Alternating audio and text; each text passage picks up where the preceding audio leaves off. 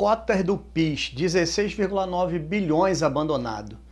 Inicialmente, nós temos que tratar aqui de explicar o que é cotas do PIS. Cotas do PIS não tem nada a ver com abono do PIS, são situações totalmente diferentes. E as cotas do PIS, elas existiram para os trabalhadores que trabalharam do ano de 1971 a 1988. Então, os trabalhadores que trabalharam de 1988 para cá, eles não têm direito às cotas do PIS. É uma coisa totalmente separada, ela é mais antiga e só as pessoas que trabalharam nessa época poderão ter direito. Por que eu falo poderão ter direito? Porque a legislação ela previa que esses valores eles eram liberados em algumas datas específicas, né? Em algumas situações específicas, mas nós vamos ver isso mais para frente. Mas antes de continuar, gostaria que vocês dessem um joinha no nosso vídeo, se inscrevessem no nosso canal, assim vocês vão estar nos incentivando a produzir mais conteúdo. Ora, as cotas do PIS funcionavam como, né? De uma maneira mais simples. Eram valores que eram depositados anualmente na conta dos empregados, né? Com relação aos valores que eram pagos para o PIS, para o Programa de Integração Social. Então, o funcionário era informado pela empresa na RAIS, era feito aquele cálculo que ninguém até hoje sabe exatamente como é que é feito, mas o governo fazia e colocava um valor depositado nas cotas de cada funcionário. Então, esse valor, à medida em que você ia trabalhando, cada ano você ia recebendo um depósito e ele tinha uma correção. Sabemos que a correção é pequena, mas aquele valor ia ficando ali, ia corrigindo e ao final, né, naquela época própria, a pessoa poderia sacar.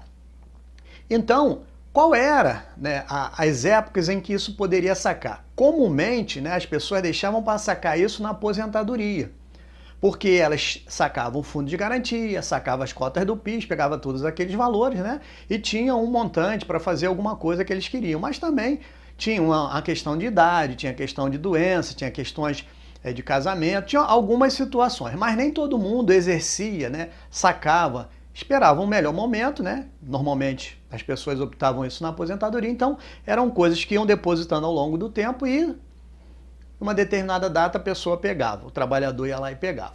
O que acontece é que essas cotas, o tempo foi passando, em 1988 a legislação mudou, não de 1998 para cá, de 1988 para cá, passou-se a não ter mais esse depósito, a legislação mudou, então essas cotas ficaram paradas e aquelas pessoas que tinham esses valores lá estavam esperando, né, a sua vez de receber.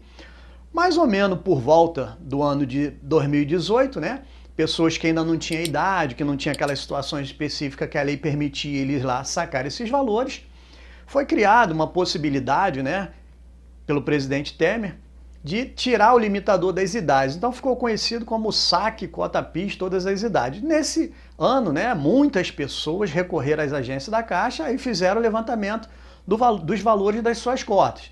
Quem foi que fez esse saque? Aquelas pessoas que tinham cotas lá, que possivelmente trabalharam no ano de 1971 a 1988 e não tinham ainda sacado, porque uma vez que você saca, você encerra o saldo das contas, você encerra as cotas, certo?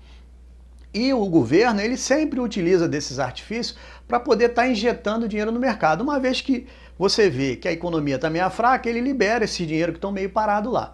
2018, presidente Temer, 2019, através da medida 889 de 2019, o presidente Bolsonaro verificou, né, que já existia hoje 16,9 bilhões, né, em valores de cotas que não foram sacados.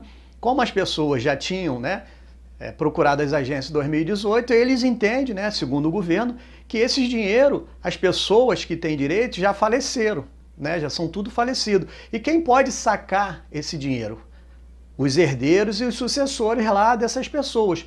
E aí, nessa própria medida, existia, né, na própria legislação uma dificuldade maior dos herdeiros e sucessores sacarem esses valores. Foi criada uma facilidade no sentido de poder preencher uma autodeclaração, né, reconhecendo os herdeiros, todo mundo assinando, e aí fazer o levantamento desses valores. Agora, é necessário que os herdeiros procurem, verifiquem, né, junto à Caixa Econômica, com a documentação daquelas pessoas ou daqueles possíveis familiares que poderiam ter direito ou trabalhado naquele período para poder ter direito, verificar se ainda não foi sacado, né, e se não foi sacado, se habilitar para poder fazer o recebimento desses valores.